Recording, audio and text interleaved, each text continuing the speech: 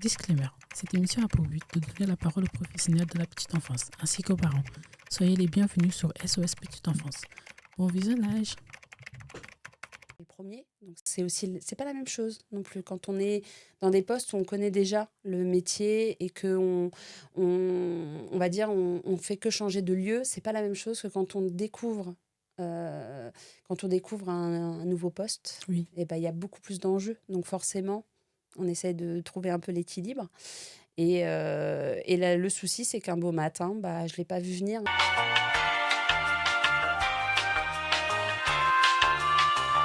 Par contre, ça, on ne voit pas venir le burn-out, on ne voit pas arriver. Un beau matin, j'ai voulu partir travailler comme tous les matins. Et en fait, je me suis effondrée en pleurs, j'arrivais plus à m'arrêter. Et la fatigue, j'avais l'impression d'être du plomb, en fait. D'accord. Et je suis allée voir le médecin et le médecin m'a dit, je vous interdis d'y retourner. C'est terminé, vous n'y mettrez plus les pieds. Et comme ça, hein, alors ça a été d'une violence pour moi parce que tout de suite, il y a la culpabilité, parce qu'on est dans ce côté Sur ce poste culpabilité de se dire, mais on est en train d'abandonner on l'équipe. abandonne tout le monde, on abandonne l'équipe, tout le monde compte sur nous. Alors, on n'est pas irremplaçable, hein, c'est pas ça, mais on se dit, on a des responsabilités, on peut pas laisser les gens. Et puis moi, j'étais dans une crèche où on avait une super ambiance, ça se passait super bien avec l'équipe, on arrivait à créer des liens qui faisaient que tout le monde avait envie de bosser ensemble. Donc, à partir de là, vous vous dites, ben non, en fait, pourquoi là, on est en train de me dire, c'est hors de... Non, terminé. Et en fait, il n'y a même pas eu de possibilité de discussion. C'est-à-dire qu'il m'a dit, vous avez tenu, parce que ce trajet-là que j'ai fait, etc., ça tue 1 an et demi, je l'ai fait. 1 an et demi. Donc, pendant 1 an et demi, 2 heures le j'étais là-bas. matin, 2 heures le soir. Voilà. Et donc, du coup, le médecin m'a dit, ça fait 1 an et demi. Il me dit, en général, on tient maximum 1 an à votre rythme. Il me dit, déjà, vous avez fait plus que nécessaire. Il me dit, donc là, maintenant, c'est terminé. Et ce qui est difficile, c'est quand on vous dit c'est terminé. C'est-à-dire qu'il n'y a même plus le droit de vous faites une pause et vous revenez après.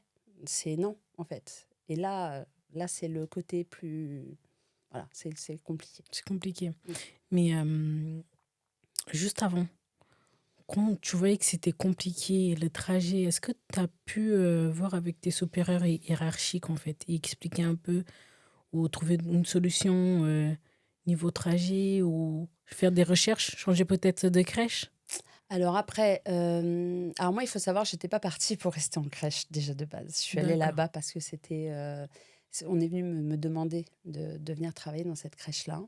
Je suis venue pour les valeurs pédagogiques qu'il y avait dans la crèche, pour les valeurs que je prône.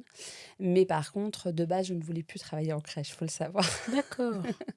Parce que je connaissais le travail, je savais la difficulté des choses. Et enseignement, j'avais eu beaucoup de déceptions, on va dire, où j'avais eu des questionnements, en fait, même sur mon propre métier, en me disant, mais est-ce que, comme on a tout à un moment, je pense, on se questionne en se disant, est-ce que vraiment c'est le métier ou c'est les endroits où on est. Et en fait, avec le recul, je me suis rendu compte que c'était pas le métier en lui-même, hein. Lui, je l'aimais toujours autant et j'étais autant passionnée, mais c'était les lieux qui me correspondaient plus, en fait. D'accord. Et donc, du coup, j'étais partie perso D'accord. qui vous devez se mettre en route. Et puis après, du coup, on est venu me proposer ce Ce poste-là. poste-là. Et là, je me suis dit, ah bah oui, ça, c'est exactement ce que... Et j'ai pas cherché, en fait. J'ai Pas pas plus loin. cherché à savoir plus loin, en fait. Les valeurs étaient là. Et je me suis dit, vas-y, il n'y a pas de souci, etc. Et du coup, je me suis pas dit... Bien sûr que la question qui m'a été posée, c'est est-ce que vous pensez que le trajet sera une problématique? Mais Oui. sur le moment, vous dites, non, ça va aller. Et en effet, au début, ça allait. C'est avec le temps. Puis bon, j'étais partie pour être que éducatrice De jeunes enfants sur le terrain. le terrain. Et après, c'est parce Tu t'es qu'on m'a retrouvée en proposé, après le départ de la directrice, on m'a proposé le poste d'adjointe. Sinon, voilà, Alors à l'époque, je ne comptais pas rester. À D'accord. cause justement, c'est bien que tu me le rappelles, parce que j'avais déjà oublié. À l'époque, je m'étais dit, c'est loin, est-ce que ça vaut la peine, etc. Et j'étais en train de me poser la question de partir. Et en fait, La possibilité. on m'a proposé le poste de directrice Directrice adjointe. Et adjointe. là, je me suis dit, c'est une opportunité pour toi. Tu connais pas ce poste-là. Pourquoi pas? Et c'est ce Pourquoi qui a pas? fait que je suis restée. D'accord. Moi, j'aimerais te partager un témoignage qu'on Mhm, m'a envoyé mhm. et tu m'en diras un peu plus. J'ai été en burn-out après seulement 2 ans en tant que pro, après l'obtention de mon diplôme. Les crèches, ce système qui ne pense qu'à l'argent au détriment du bien-être des enfants et des professionnels. Je suis une personne qui ne montre jamais ses émotions, qui ne craque jamais, et pourtant je fondais en larmes au boulot et en rentrant chez moi. J'ai démissionné après avoir tout balancé sur ce que je pensais à la directrice, sur leur façon de faire, et pendant 6 mois, je me suis arrêtée. J'ai cru que je m'étais trompée de travail, parce que j'étais prêt à tout faire, sauf retourner en crèche. On m'aurait proposé un boulot au McDo que j'aurais accepté direct. Au final, après 6 mois, j'ai réussi à trouver une annonce d'éducateur pour un hôpital, et je n'ai jamais été aussi heureux. Je ne changerai mon travail pour rien au monde. Une vraie passion et un vrai amour pour ce nouveau travail. Et c'est ça qui m'a permis de rebondir. Est-ce que tu te reconnais là-dedans? Ça parle beaucoup, hein. En plus, ça rejoint ce que je te disais juste avant. Donc, oui, oui, bien sûr. Bien Tu te sûr, reconnais là-dedans? bien sûr. Alors, ce qui amène aussi au burn-out, c'est vrai. Enfin, en tout cas, je dirais dans le domaine qu'on est Dans la petite dans la enfance? petite enfance, en tout cas. Là, c'est une certitude. C'est que entre ce qu'on prône comme valeur et ce qu'on retrouve sur les lieux, Oui. on est très à l'opposé sur beaucoup d'endroits, mais vraiment à l'opposé.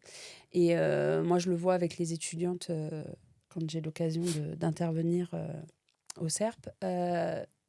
Les lieux sont toujours très, très... on se dit, mais comment c'est possible qu'il existe encore des endroits où c'est aussi compliqué? Parce qu'on se pose vraiment le questionnement. Et moi, ce que je dis toujours aux étudiantes, et je continuerai à le dire parce que c'est ça qui nous fait sortir de tout ça et nous évite. Moi, le burn-out m'a permis aussi de comprendre ça et de pouvoir le dire. C'est quand on ne se sent pas bien quelque part, ne restez pas. Pourquoi? Parce que ça va nous dégoûter du De métier. l'endroit et de métier. Du métier. L'endroit peut avoir des choses très positives, mais après, si on essaye en commun, en équipe, avec tout le monde, de réussir à améliorer les choses et que ça peut, et ça marche, super.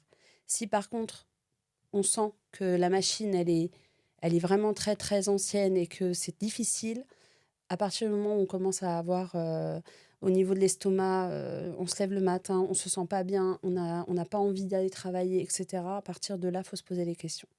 Faut pas attendre, comme moi j'ai pu attendre.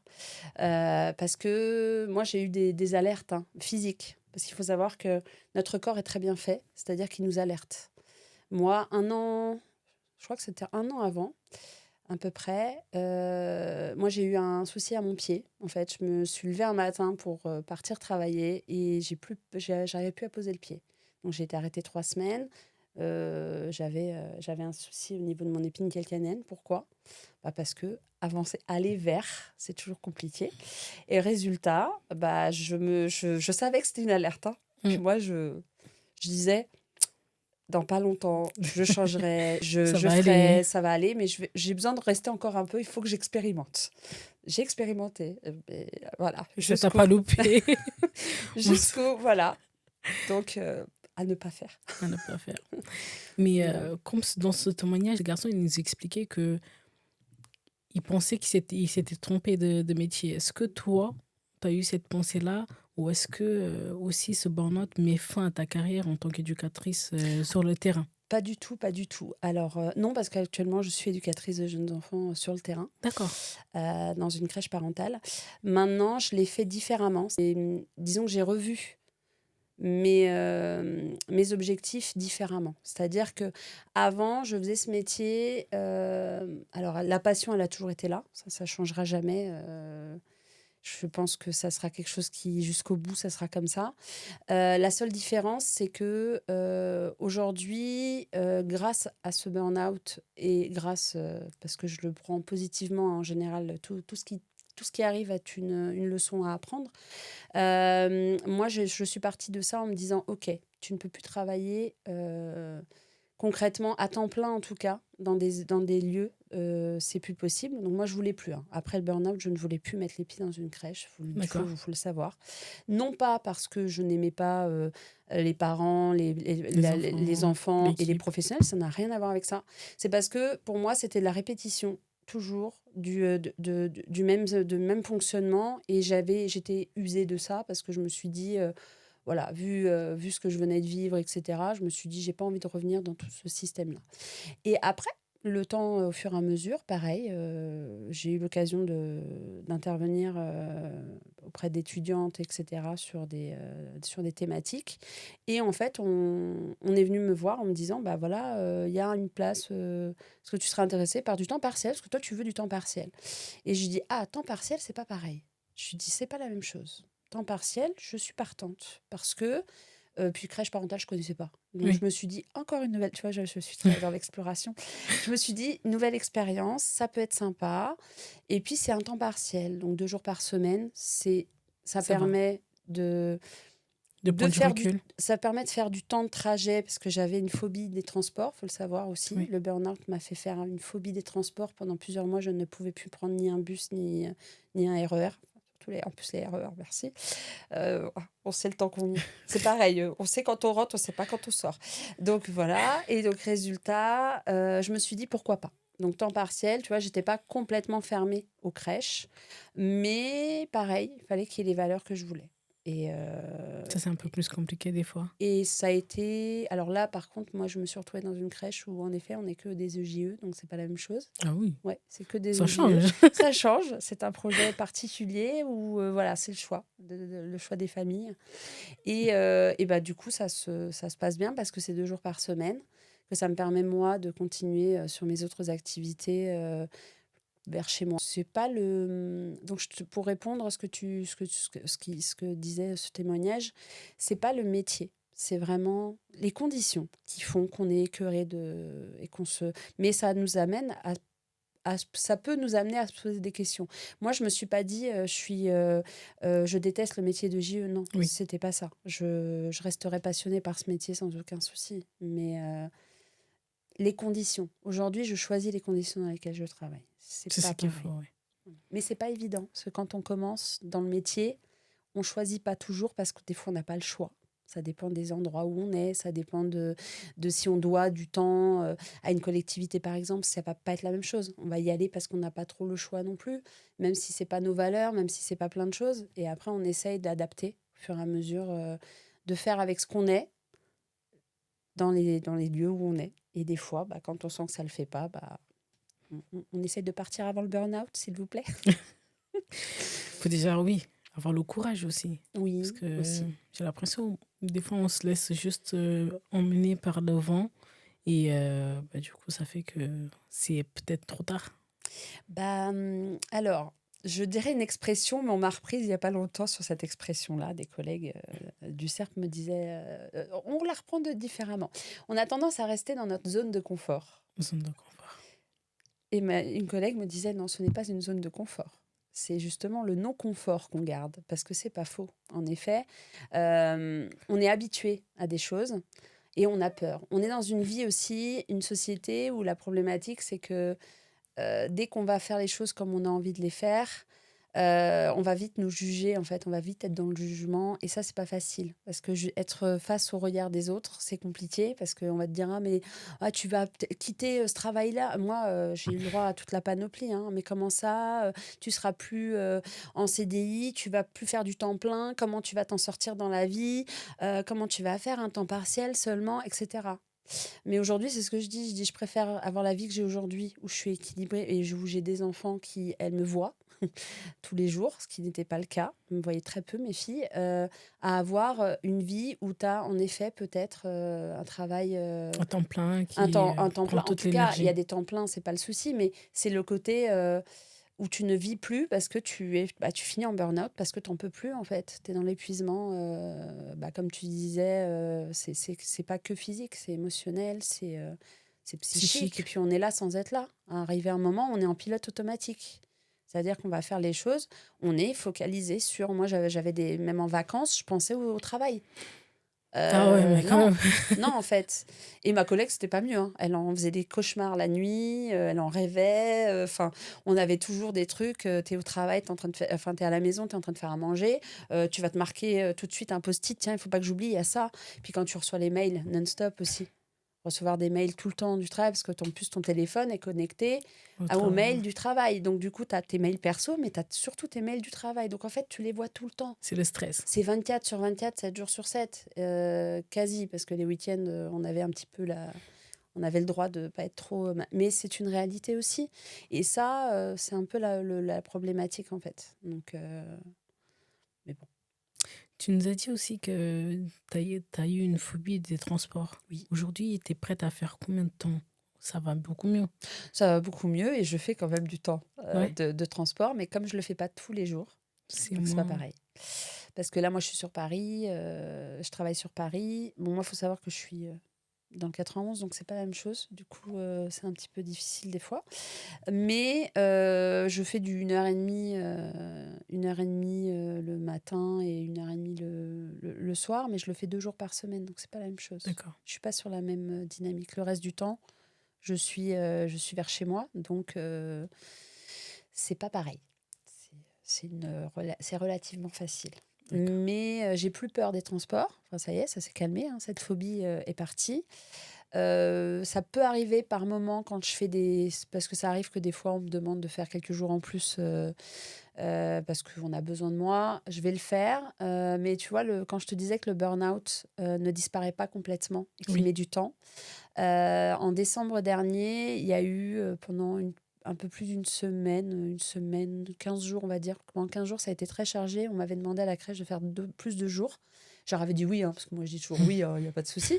Sauf que je ne l'ai pas vu venir non plus. Et j'ai commencé à sentir que le burn-out revenait. Et là, c'est un sentiment de... Alors, tu commences à avoir des crises de spasmophilie, donc tu commences à avoir du mal à respirer.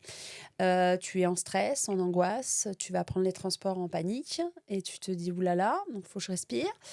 Et puis après, en fait, tu es épuisé, fatigué, tu rentres, tu commences à avoir le moral qui est pas top. Et puis, tu es très émotive. Bon, moi, je suis une hypersensible, mais de base, ça doit pas faire ça. Oui. Et là, j'ai senti, en fait. Et alors, les parents qui sont mes employeurs aussi, je les avais vus pour un entretien comme ça, un bilan. Et en fait, j'en avais parlé de ce côté, parce que j'étais déjà plus sûre de rester. Je leur avais dit, je n'ai pas dit que je reste. D'accord. Et eux m'ont dit, peut-être on t'en a trop demandé, là, Carla. Je dis, je sais Peut-être pas, que. je sais pas. Et c'est eux qui m'ont fait la remarque. Ils m'ont dit, mais tu nous avais parlé de ton burn-out. Donc, est-ce que c'est pas ça qui est en train de revenir, en fait? Et c'est vrai que sur le moment, je fais, oh, je pense pas, non, c'est peut-être parce que j'ai fait mon temps ici, etc. Beaucoup dans le déni, hein. Et donc, du coup, après, en réflexion, j'ai réentendu leurs phrases et je me suis dit, mais oui, ils ont raison. C'est parce qu'en fait, ça y est, mon burn-out est en train de me dire, eh Revient. oh, t'as vu? Tu peux pas faire ça tout le temps, en fait. Tu peux faire ça sur un petit temps, mais le fais pas trop. Oublie pas, t'oublie pas surtout. Ne pas s'oublier, c'est ça qui est important. Et c'est ce qui a fait que j'ai dit, ok, je reste, mais par contre, je reste 2 jours. 2 jours. Et quand vous avez besoin, c'est vraiment exceptionnellement, je viendrai. Pas tout le temps. Pas tout le temps, voilà. Donc il y a des fois, ils vont me demander, mais ils savent. Ils me disent, on fera pas plus d'une journée dans la semaine en plus si vraiment il y a un besoin. Oui, oui, ok. Mais du coup, comment ça se passe? Crèche parentale, c'est tout un autre fonctionnement. Ah, c'est pas la même chose. Ça n'a rien à voir. Non, alors c'est très intéressant par contre. Moi, je trouve ça très intéressant. Après, c'est des valeurs pédagogiques qui sont très communes à ce qu'on connaît, nous, dans la pédagogie active, etc. Je dis nous parce que, voilà, le SERP, hein. Mais c'est vrai que... non, c'est très intéressant parce qu'on a les parents qui sont avec nous ce qu'on appelle de permanence. Donc, ça veut dire qu'une demi-journée ou le matin ou l'après-midi, on a des parents, un ou deux parents des enfants qu'on a à la crèche. D'accord. Et donc, du coup, c'est intéressant parce qu'en fait, ils nous voient travailler, ils nous questionnent, ils interagissent avec Avec nous vous. et avec leurs enfants et avec les enfants des autres parents, tout en étant, c'est nous qui sommes garantes quand même de la sécurité affective et de tout ce qui est amené à être. Mais c'est très intéressant dans le sens où ils ont des vrais questionnements. Et ils essayent vraiment de faire au mieux pour pas Ils participent. ils participent et ils sont vraiment toujours dans le questionnement. C'est-à-dire, est-ce que, voilà, moi, je voulais faire comme ça, est-ce que ça le fait ou est-ce que je suis en train de outrepasser mon rôle, etc. Donc, ils sont très attentifs à tout ça. Et ça fait partie d'une des règles, en fait, de cette crèche, en tout cas. parce que après, je connais pas les autres endroits. Mais je sais que là, ça fait partie du casting, on va dire, des familles qui sont accueillies. C'est-à-dire que il faut qu'elles soient OK avec le projet pédagogique. Si elles D'accord. sont OK avec, il n'y a pas de souci, ça le fait. Et en général, c'est ce qui se passe. Et donc, C'est un peu comme une mini formation sur place avec les oui, parents. en fait, les parents sont très. On fait des soirées. On a des Pédagogique? réunions pédagogiques le soir, assez régulièrement. Et en fait, c'est là où tous les questionnements viennent. Et nous, on est là pour leur répondre au mieux de ce que nous, on peut leur dire par rapport à la formation qu'on a. Donc, c'est intéressant. Mais moi, ça me fait une nouvelle expérience Expérience. plutôt pas mal. Donc, c'est plutôt bien. Et puis, ça me permet de rester sur le terrain aussi par rapport aux familles et tout. Parce que comme j'avais voulu créer ça fait des années que je voulais créer une association Mm. d'accompagnement parental. Et donc, D'accord. du coup, ça va faire 2 ans maintenant qu'elle est en place. Et donc, du coup, le fait de pouvoir rester en lien avec les familles, etc., ça permet vraiment que De ça crée continuer. une continuité, en fait. Donc, ça, c'est plutôt pas mal. D'accord. C'est surtout ça. Honnêtement, à un moment donné, je me suis posé la question si moi-même, j'étais pas en train de faire un burn-out, hein. Toi, j'y ai pensé quand on en avait parlé et que tu commençais à être. On tapait, on était en train de happer de partout au moment où où tu as commencé en Ouais, formation. Et c'est là que je t'ai alerté en te disant fais attention à toi parce que c'est bien beau, mais ouais, ta place elle n'est pas en tant que comme avant, mais vraiment en tant qu'apprenti où tu es vraiment là pour découvrir. Et c'est ça c'est très, très trompeur. C'est vraiment en fait, on s'arnaque soi-même. On se rend pas compte, mais on se fait avoir tout seul. Parce qu'en fait, on est tellement dans le bien faire. Et moi, je m'en suis rendu compte dans ce que je faisais, hein. C'était tellement dans le bien faire. Tu veux être. Et puis, comme tu sais que tu as des compétences et il y a des connaissances que tu as parce que tu es déjà dans le truc, donc du coup, tu te dis, bah ouais, bah, je vois pas où est le problème en fait. Mais sauf qu'on je s'oublie, suis là. et résultat, on passe à côté de ce qu'on est censé faire pour soi. Et c'est ça le danger, en fait. Et c'était ça que je voulais t'alerter à l'époque, parce que faire attention à garder ce qui est important surtout les formations, elles sont tellement importantes et on les fait pour nous, on les fait pas pour les autres. Donc, quand on passe à côté, c'est un peu dommage, en fait. Donc, c'était plus ça. Mais bon, apparemment, tu as retrouvé le... Ça va, ça va. Ça va mieux. Ah, bon, bah voilà. Et des fois, je me pose des questions. Et puis Honnêtement. après, il y a aussi les conditions de travail qui font que Ah, tu je pense que c'est vraiment, vraiment, en tout cas pour ma part, c'est les conditions de travail qui font que tu te poses beaucoup de questions. Mmh. C'est clairement ça. Elles sont à re-questionner hein, sur beaucoup de choses, hein. Moi, je sais qu'on est parti pour ça. On a fini parce qu'on n'en pouvait plus. Que ce soit moi comme ma très chère binôme. Arrivé un moment, on fait comme on peut, mais on se démène énormément pour que ça tienne. Et alors, moi, ce que je trouve dommage, c'est quand les choses ne tiennent plus justement après. Et là, tu te dis, dommage. Voilà. Après, on n'est pas irremplaçable, donc c'est pas grave. Mais l'important, c'est qu'il y ait des choses qui perdurent dans ce qu'on fait. C'est le Et les but de notre messages métier. et les échanges que vous avez Ouais. avec des personnes Mm, que vous avez mm. pu travailler, Bah, c'est ça. ça Après, reste. c'est ce qu'on espère. Tu sais, c'est ce que je dis toujours. Je dis, moi, je pars d'un principe. Et c'était la première éducatrice avec laquelle j'ai travaillé qui m'a fait aimer le métier d'éducatrice. Et c'est ce qui a fait que j'ai fait ce métier. Et elle me disait ça. Elle me disait, tu sais, l'important, c'est pas qu'on reste ou qu'on parte. C'est vraiment ce qu'on a semé comme graines, en fait. Et c'est ça l'important. C'est les graines qu'on sème. L'important, c'est ça, en fait. C'est les graines qu'on sème. Après, on est là, on n'est pas là, c'est pas grave. Après, ce qui est important, c'est ouais, de ne pas perdre ses valeurs et de continuer à aller vers soi, pouvoir faire passer des messages qui sont importants. Parce qu'on ne fait pas 3 ans dans cette formation pour. C'est pas évident comme formation à faire. On se re-questionne sur énormément de choses, qui on est, parce qu'on se découvre aussi, on On se découvre qui nous découvre. sommes. Et ça, c'est pas toujours évident à Ah, ça. gérer, hein. C'est pas toujours évident. Mais c'est intéressant. C'est Oui. intéressant. Par rapport à la culpabilité envers Mm, l'équipe, mm. comment après, tu as su gérer en fait? Est-ce que tu as réussi Ça a mis à beaucoup de temps. ouais. Ça a mis beaucoup de temps parce qu'à chaque fois que le médecin m'arrêtait, alors en plus, j'ai pas été tellement aidée parce que la problématique, c'est que je pense que les gestionnaires aux hiérarchies, ou je sais pas comment on peut appeler, parce que ça va dépendre des endroits, je pense que ils le font pas exprès, sincèrement, hein, c'est inconscient de leur part, je pense. Parce qu'avec le recul, sur le moment, tu le penses pas comme ça, mais après, avec le recul, tu te le dis. Mais ils se rendent pas compte des mots, des phrases qu'ils utilisent quand ils nous parlent et qu'on est dans cet état-là. Moi, j'annonçais que que j'étais en burn-out, que j'avais interdiction de revenir. On me proposait de faire un mi-temps. Alors, j'étais en Sur plein le coup. burn-out, sur le coup. Et je dis, mais en fait, là, actuellement, je n'ai pas le droit enfin, je peux rien faire, en fait. Je ne fais que pleurer, je suis pas en état, je me sens coupable de laisser. Alors, c'est très dur, la culpabilité, dans le sens où, alors, pour plein de choses. La première, c'est que quand tu es professionnel, que tu as une éthique, que tu sais que, voilà, tu connais le fonctionnement, tu sais que quand tu vas pas être là à un moment, bah, il y a toute une structure qui doit tourner, que moins il y a de personnes, plus c'est compliqué, etc. Il y a tout un... Là-dedans, ça réfléchit tout le temps, en fait. Et on est en burn-out, et en fait, on n'est pas bien avec soi-même, parce qu'on s'écroule, mais on pense. On est toute la journée avec l'équipe et tout en sachant que on ne pourra pas entendre une seule fois le mot ça va. Parce que si on nous demande ça va, c'est encore Ça va pire. pas. C'est encore pire. Et en fait, la culpabilité, oui, parce que on n'a pas. C'est une chose de partir d'un endroit quand on l'a préparé. On dit au revoir aux collègues, on fait un pot de départ, on fait des choses. Ça, c'est une chose. Mais quand on se retrouve du jour au lendemain avec une interdiction médicale où on nous dit très clairement, pour votre état de santé psychique, il va falloir que vous arrêtiez de retourner dans cet endroit-là et on vous l'interdit, c'est d'une violence. Pour une personne, c'est très, très violent.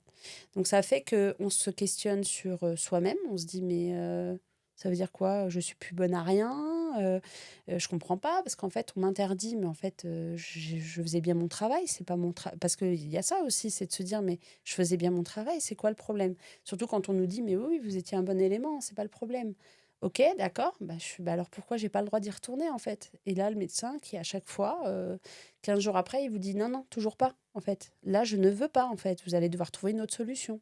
Puis moi, dans le déni, oh, bah, dans quelques temps, ça ira mieux. Après, c'est bon. Non, non, mais en fait, vous n'avez pas compris. Il va falloir que vous trouviez ou vous trouvez un plus près, ou alors quelque chose d'autre, mais ailleurs. Je dis, mais c'est pas ailleurs que je vais aller, c'est là-bas. L'équipe, elle est là-bas, les enfants, les parents, tout ça, tout le monde est là-bas, en fait. Donc, je peux pas déplacer l'endroit. Donc, on fait comment? Eh ben non, vous allez trouver, ou alors vous vous reconvertissez, vous faites quelque chose. D'accord. Et après, il y a l'incompréhension bah, hiérarchique, etc., qui entend. Je pense qu'il y a encore un manque de compréhension sur ce que c'est que le burn-out. C'est-à-dire que ça a aussi un mot qui a fait beaucoup effet de mode. Il faut dire ce qui est aujourd'hui, tout le monde parle de burn-out, mais on ne le comprend pas le temps qu'on ne le vit pas, en fait. Sincèrement, et c'est pas dans le. C'est parce que souvent, bah, d'ailleurs, il n'est pas tellement entendu et déclaré, hein, parce que le mot burn-out aujourd'hui, même au niveau médical, ils vont le comprendre, ça va être dit, mais par contre, au niveau professionnel, c'est encore très compliqué. Faire passer par la médecine du travail, etc., c'est compliqué. C'est pas dit on nous l'atteste comme ça. Enfin, il y a beaucoup de choses qui peuvent passer à côté de ça. Moi, je voulais pas qu'on me mette inapte au Oui, travail parce que c'était ça qu'on voulait que je fasse. Sauf que j'étais pas inapte à mon travail. Parce que d'accord. quand je travaillais, je faisais, Tu faisais très bien ton métier. je faisais mon travail très bien. Je ne m'effondrais pas au travail. Non. En fait, j'avais pas de, je gérais les responsabilités que j'avais. Enfin, j'avais pas de, j'ai pas eu de plainte enfin, de quoi que ce soit. J'ai pas eu de problématique avec ma hiérarchie ni rien. Donc, c'est violent parce que du coup, on nous dit, bah oui, mais légalement, il faut bien que, un moment ou un autre, vous allez partir. Parce qu'on ne peut pas vous garder comme ça éternellement. Et côté inapte. Je veux pas être inapte, moi. Je le suis pas. Mais combien de temps t'as fallu entre arrêter à la crèche, que le Mhm, médecin t'a mis en arrêt, mhm. et reprendre autre part? Alors si je dis pas de bêtises, je crois que j'étais en burn enfin, je me suis arrêtée du coup. Le médecin m'a arrêtée en mars et moi j'ai recommencé à penser à travailler à partir de septembre. D'accord. Bon, après, il faut savoir que j'ai eu un licenciement, etc., par rapport à là où j'étais, parce que comme je ne pouvais pas y retourner, il a bien fallu que je libère le poste pour qu'il puisse embaucher quelqu'un d'autre. À peu Donc, du près coup, il y six a eu mois, ce quoi. temps, voilà, il y a eu ce temps-là, en effet, en sachant que moi, début juillet, c'est que j'ai commencé tout juste à avoir ce déclic dans ma tête qui me disait, tu vas pouvoir reprendre les transports. Parce que avant ça, rien qu'à l'idée fallait seulement prendre un bus, hein. C'était même pas aller sur Paris, hein, mais prendre un bus. C'est compliqué. J'ai dû annuler le rendez-vous, j'étais tétanisée. J'avais pas dormi de la nuit, j'étais tétanisée. Et et le médecin m'expliquait qu'en fait, c'est comme si on faisait des flashbacks.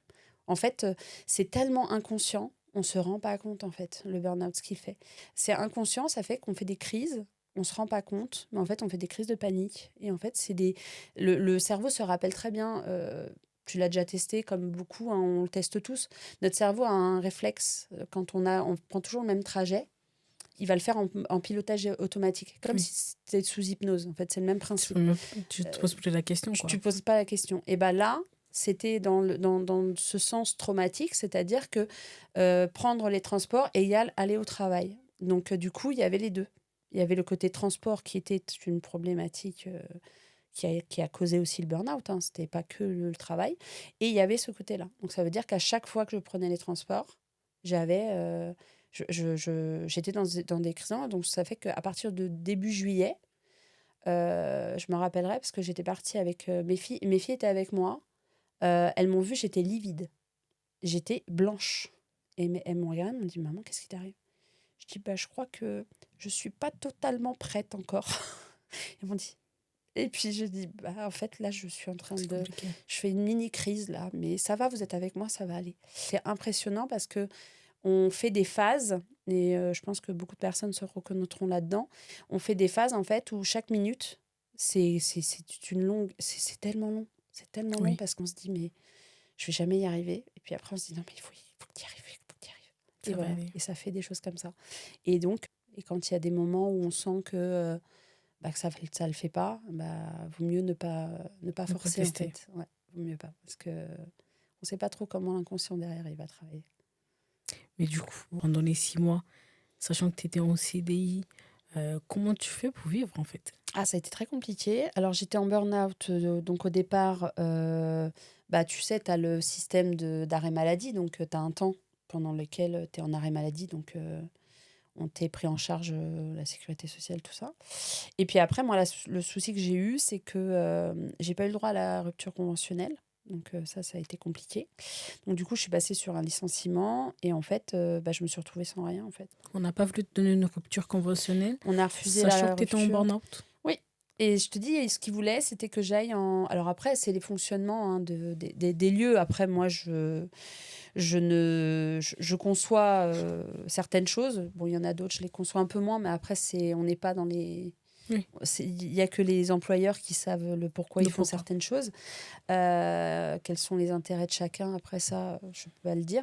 Mais moi, je sais qu'à ce moment-là, on m'a dit non, non, mais dans ces cas-là, faut aller voir la médecine du travail pour vous mettre en inaptitude. Et c'est C'est là pas le que cas, ouais. j'ai alors là, c'était alors déjà que j'étais dans la culpabilité, j'étais pas bien, etc. Et là, ça me renvoyait à tu es, L'incompréhension, en fait. Tu n'as pas été incomprend, comprise. voilà, et puis tu fais très bien ton travail, etc. Mais il faudrait que tu ailles en médecine du travail pour justement avoir, voilà, qu'on te considère comme inapte. Donc pour moi, c'était pas cohérent. C'était pas.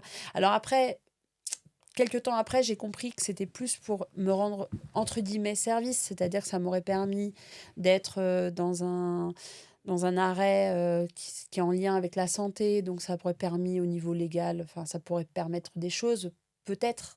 Mais psychologiquement, pour quelqu'un qui fait un burn-out, on lui dit qu'il faut qu'il aille voir un médecin du travail pour être, Licencié. voilà, pour qu'il soit en inaptitude qu'on considère une aptitude, psychologiquement, c'est pas possible. Il y a un deuxième truc qui se passe dans la tête. Et là, vous vous dites, mais sincèrement, je me suis dit, mais ils sont en train de se moquer de moi. Ils se moquent de moi, là, c'est quoi? C'est-à-dire que, alors là, leur reconnaissance, on a l'impression de ne pas en avoir du tout. On se dit, mais en fait. Et là, il y a aussi ça, donc du burn-out, c'est à quoi bon? Pourquoi se donner autant? Pourquoi avoir tout fait? Ma santé en prend un coup et derrière, il n'y a même pas de compréhension. Alors, je dis pas que c'est pas, ils en avaient pas, mais en tout cas, c'est comme ça qu'on le vit quand on est dedans et quand on nous dit, bah, c'est pas possible la rupture conventionnelle, donc ça va être comme ça que ça se passe. Ou la chose qui est encore plus dure, parce que moi, ça a été quelque chose ce qui a été alors la culpabilité, mais alors je l'ai eu Max. puissance 10 000. Mm. Pourquoi? Parce que moi, je me suis retrouvée à faire un abandon de poste. Les choses qui, chez moi, ne rentraient pas dans c'était inimaginable pour moi. Faire un abandon de poste, c'était le truc, mais je me suis rendu compte qu'en fait, on me poussait vers ce chemin-là. Et c'est ça qui est horrible, c'est qu'en fait, on nous pousse à aller vers quelque chose qui n'est pas du tout inné chez nous. C'est pas notre délire, on n'est pas dedans.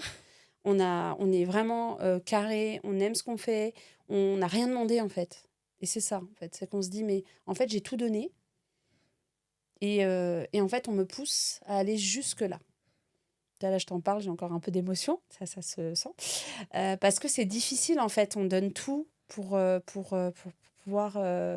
c'est un métier humain. Donc, en fait, c'est très dur parce qu'on est face à des personnes qui ont malheureusement aucune humanité de ce côté-là. Et là, on se dit, mais mince, quand même, c'était... je suis obligée, moi, de faire un abandon. Et pourquoi j'ai dû faire un abandon de poste? Pour une chose très simple, qui est le système dans lequel nous sommes, pour avoir le droit à avoir le chômage derrière. Parce qu'en fait, si j'aurais pas eu l'abandon de poste, j'aurais pas pu prétendre au chômage pour pouvoir continuer à chercher du travail. Parce que j'ai travaillé derrière, c'est pas Oui. le... Mais voilà, tu vois, ce côté système un peu comme tu me posais la question sur comment je vivais, bah, c'était me dire, bah, après tout ça, peut-être que J'aurais droit j'aurai le droit, puisque j'ai cotisé toute ma vie pour, donc normalement, je devrais avoir droit au à quelque chômage, chose. à quelque chose, au moins pour que, en attendant, eh ben, je puisse continuer à chercher du travail et tout, parce qu'il va bien falloir que je me remette en selle, etc., etc. Et ben en fait, on te pousse à faire le truc qui est anti ce que toi, tu t'imagines faire en plus. En plus, quand tu as été directrice adjointe, que tu as recruté du monde, etc. Enfin, Et que ça se passait bien. c'est pas logique, en fait. C'est faire des choses qui sont d'un illogique avec qui on est. Alors là, tu te perds encore plus dans ce que t'es. Et le burn-out, là, c'est vraiment ton estime de toi qui prend un coup. Tu te dis, mais je suis quoi, en fait? Je suis devenue quoi? Et là, c'est assez violent hein, derrière hein, à gérer. Mais après, il faut être bien entouré, parce que, voilà. Mais voilà. La relation que tu as avec l'équipe que tu avais Mm, mm, mm, et après ton burn-out et que tu as fait un abandon de poste, tu as mm. pu le conserver, tu as pu t'expliquer, tu as réussi à Alors, garder lien. toute la période du burn-out, on a fait en sorte que je ne puisse pas communiquer avec les gens. D'accord. Il faut savoir que la hiérarchie ne voulait même pas que les personnes parlent avec moi. Là, Donc, pour une raison. bah, la problématique était que, en fait, c'est pour pas influencer, je pense. Je pense que c'était parce qu'ils avaient peut-être peur qu'il y ait de l'influence, ou etc. Alors que bon. Alors après, c'est une histoire d'éthique aussi. C'est qu'en général, quand les personnes sont en arrêt long, etc. Alors, il y a différentes versions. Tu peux avoir le côté ne pas déranger la personne qui est dans cet état-là, parce que bah, du coup, c'est compliqué. Il y a toujours une image où on pense que forcément, quand quelqu'un est en arrêt, il risque d'influencer le reste de l'équipe en disant ouais, Se mettre en arrêt, oui. c'est à cause de nanana. Donc voilà, j'arrivais quand même par une ou deux à donner des nouvelles. Mais après, moi, j'avais beaucoup de honte. J'avais beaucoup, beaucoup de culpabilité vis-à-vis de l'équipe parce que je me disais, je les ai abandonnés en fait. Je les ai... Alors, dit comme ça, on a l'impression qu'on est surhumaine et qu'on on a abandonné le monde, mais c'est pas dans ce sens-là, c'est qu'on avait vraiment un lien en fait. Et moi, j'avais vraiment cette sensation en fait que je les lâchais en fait. Et rien que ça, j'étais en incapacité de... Moi, ça me terrorisait rien que d'appeler. Je me disais, mais comment elles me voient, comment elles s'imaginent, qu'est-ce qu'elles vont penser de moi, etc. C'est des choses, mais on se dit, mais pourquoi on pense ça en fait? Et plusieurs un bon moment après, en fait, j'ai eu l'occasion de discuter avec certains et puis j'y suis retournée. J'y suis retournée quand je me suis fait licencier.